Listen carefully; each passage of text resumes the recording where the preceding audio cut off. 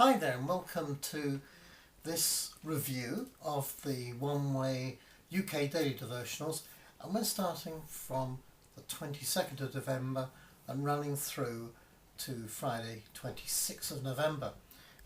It was a pretty good week, I thought. There's so much in the book of Colossians, and we've reached now to Colossians chapter 2 verse 20, and right there on Monday, Paul grasps the nettle of the whole question of teaching. We know a lot about teaching, and we're told to really, to prove ourselves trained up in our faith, and yet we have this warning from him that because we've died to Christ and he set us free from the evil powers of this world, why do we keep following the rules of the world? And we touched upon that the idea, the cliche, if it ain't hurting, it ain't working. And I don't think that Paul would have gone along with that, because although for a lot of us we identify readily with the concept that without pain there's no gain, Paul cautions against that. He points out that self-effort in our lives produces pain and stress, whether mental or physical, but it has no effect upon dealing with the real issues of life, such as conquering our evil thoughts and desires. And he weighs up the permanent power of the spiritual realities that we experience through Christ with the temporary alleged benefits of human teaching to produce within us a feel-good factor of no lasting value. Bottom line for Paul is we need Jesus. On Tuesday, we began a little mini-series turning our thoughts towards heaven. And again, there is this enormous, impactful teaching of Paul's concerning who is the real us.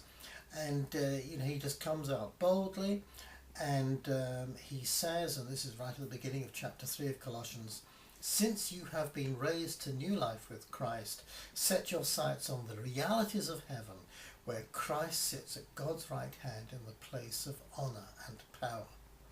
Let heaven fill your thoughts." And that really is a guide for us. We are no longer the people that we used to be. Not if we've given our lives to Christ, we're not. And so that's something that you and I need to really grasp and learn how to live in and not live with. We've heard the expression one foot in the grave. Now, as far as believers are concerned, we already have more than 1 foot in heaven. And developing on that thought on Wednesday,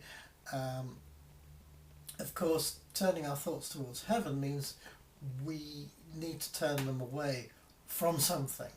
And Paul says the things that we should no longer pay attention to in our thoughts. And he lists them, have nothing to do with sexual sin, impurity, lust and shameful desires. Don't be greedy for the good things of this life, for that is adultery. God's terrible anger will come upon those who do such things. And the key word really in all of it is idolatry. And we discovered that the Amplified Bible explains that word in the context that Paul uses it this way. It's the deifying of self and other created things instead of God. In other words, it's placing ourselves on the heavenly throne or something else on the heavenly throne. And it then, the Amplified Bible, that is, translates the second part of what we read in Colossians 3 verse 6 as follows.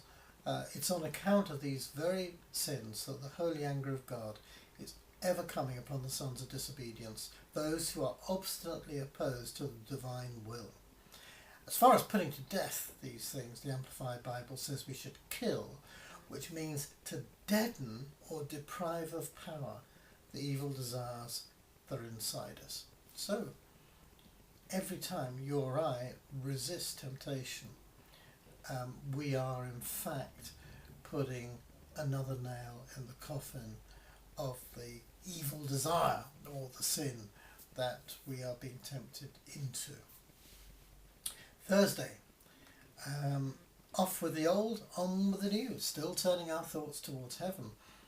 And Paul says that in fact our old evil nature and all its wicked days have been stripped off because we have a brand new nature that is continually being renewed as we learn more and more about Jesus Christ. And he's the one who created this new nature within us. In this new life, it doesn't matter if you're a Jew or a Gentile, circumcised or uncircumcised, barbaric, uncivilized, slave or free. Christ is all that matters, and he lives in all of us. And so we need to understand that although there is that temptation to continue in the way that we used to, that we have to gird up our spiritual loins and actually say, that's not the way I'm going. But you say, yeah, but you put on new clothes. We put on new clothes, say, every day, clean clothes, and it's not too long before we get them dirty again. That's just through contact with life around us. And it's so too that with our nature, with Christ, that it's clean, but then it becomes besmirched. And I just shared about the self-cleaning glass on my conservatory roof, which works as the sun shines and the rain pours. The sunshine breaks down the dirt and the rain washes it away. Like Jesus' sunshine breaks down our sin and his blood washes it away.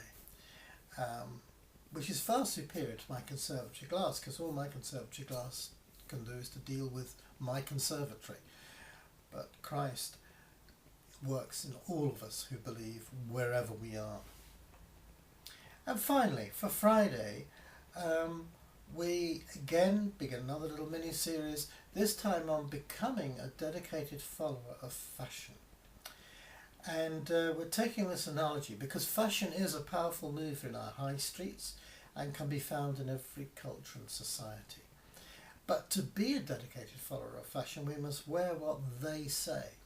For example, in the days of the Regency dandy, Beau Brummel, he determined the way that gentlemen should tie their cravats with complex knots, and he went for understated blacks and whites. And if you didn't follow that, then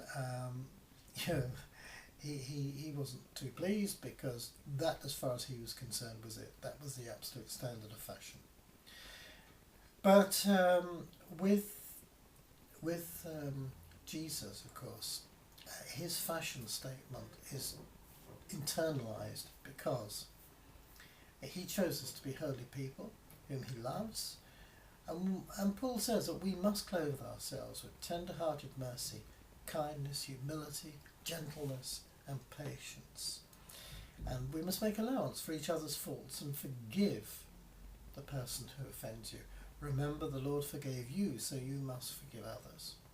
Now, that is some fashion, because unlike the fashions we wear over our bodies, it's the fashion that we wear within ourselves that actually determines the nature, ultimately the nature of the society in which we live and the nature of the family in which we live. And it can have a real power for good.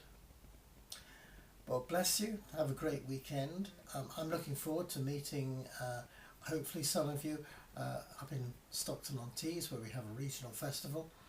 And I'll be with you next week. In the meantime, just remember that you can click on to and subscribe to the daily devotionals Monday to Friday by simply going to the One Way UK website, just finding that link and just subscribing to them.